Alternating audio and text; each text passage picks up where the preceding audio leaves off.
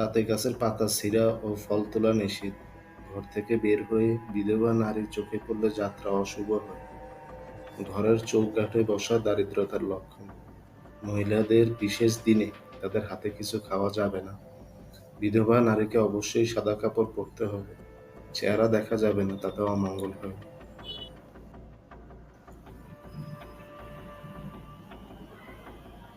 ডান হাতের তালু চুলকালে টাকা আসে, আর বাম হাত চুলকালে বিপদ আসে।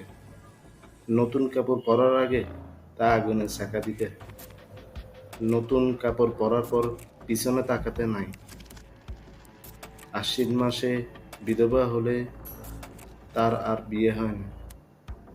সোমবারের দিন কাউকে বিয়ের প্রস্তাব দেওয়া নিষেধ। রাতে কাউকে সুই সুতা দিতে নাই। গেঞ্জি বা গামছা ছিঁড়ে গেলে তা সেলাই না করে ব্যবহার করা। খালি ঘরে সন্ধ্যায় বাতি দেওয়া।